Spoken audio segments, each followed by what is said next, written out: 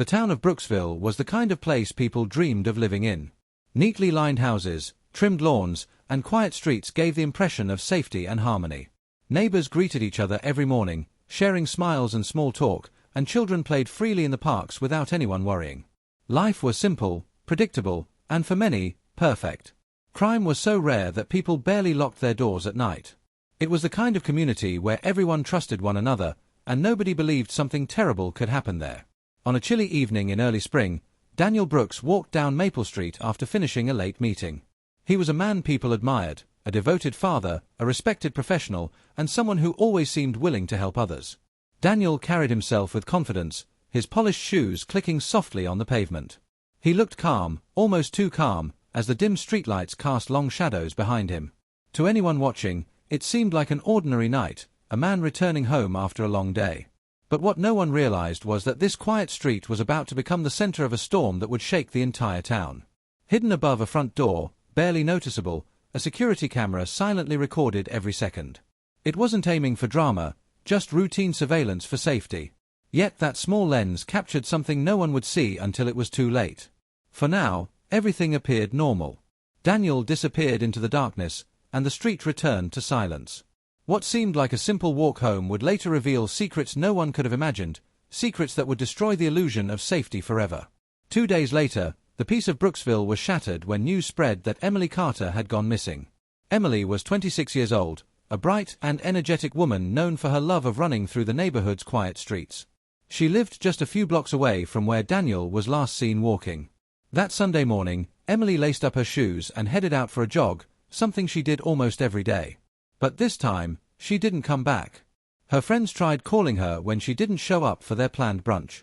At first, they assumed she had gotten delayed, but hours passed with no word. By late afternoon, panic began to set in. Her car was still in the driveway, her phone unanswered, and no one could remember seeing her after her run. Her parents reported her missing that evening, and the local police quickly launched a search. The entire community came together in shock and disbelief. Volunteers gathered in groups, combing through parks, alleys, and wooded trails.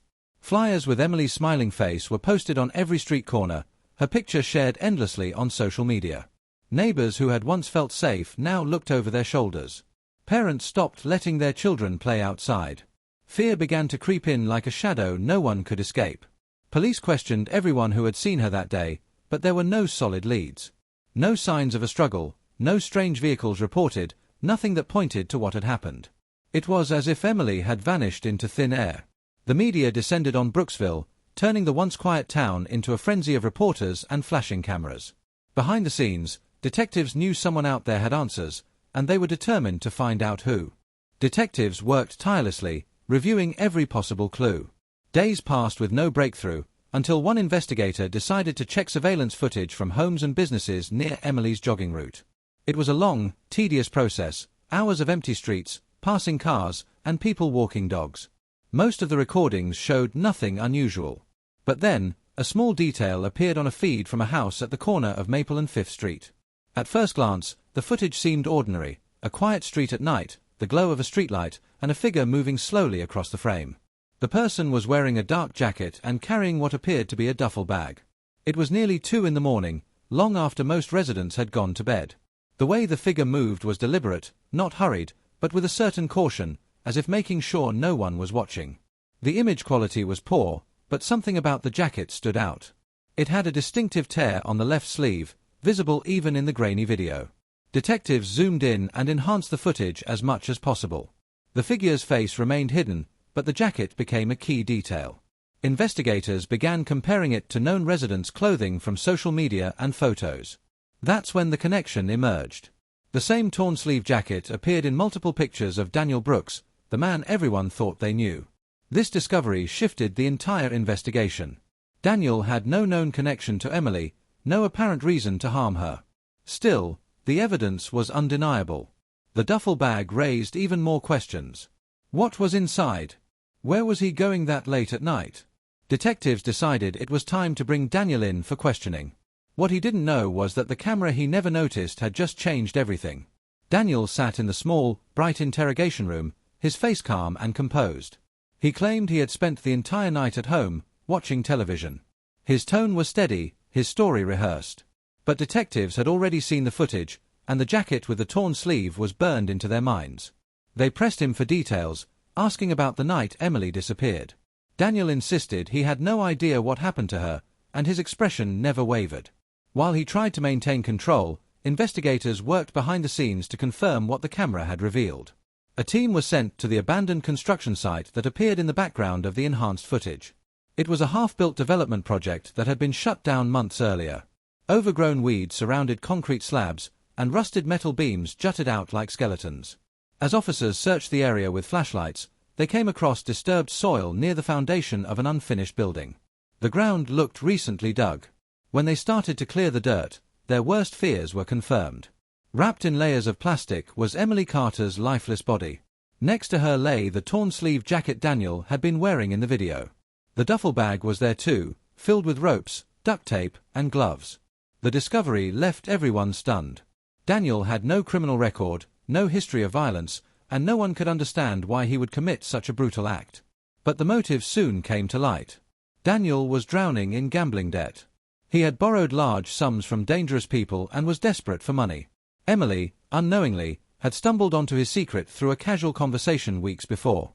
Fearing she might expose him, Daniel decided to silence her forever. He thought no one saw him that night. He was wrong. Daniel believed he had planned everything perfectly. He chose a late hour, avoided main roads, and parked far from the scene. He wore gloves, used plastic to hide any trace, and even buried the evidence in a spot no one visited. He convinced himself that the night would swallow his secret, that Emily's disappearance would remain a mystery forever. For a few days, it seemed like he might be right. People searched the woods and rivers, never thinking to look at the unfinished construction site. Daniel even joined the community search parties, pretending to be worried like everyone else. But the one thing he never considered was the silent witness, a small security camera on a neighbor's porch. It wasn't there for him, it was meant to keep an eye on packages and stray animals. Yet, in those few minutes of recording, it captured the most important clue. That single piece of footage broke through his lies and destroyed the illusion he worked so hard to create. When detectives confronted him with the evidence, his confidence shattered. The image of him walking with the duffel bag played on the screen, and there was no denying it.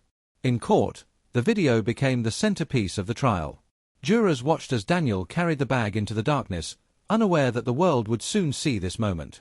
The prosecution called it the story told by a camera, a story of greed, betrayal, and murder. The town of Brooksville would never be the same. People who once trusted Daniel now whispered his name with anger and disbelief. He was sentenced to life in prison without parole. And as the judge read the final verdict, everyone realized the truth. No matter how careful you are, the smallest detail can expose everything. Daniel thought no one saw. The camera proved him wrong.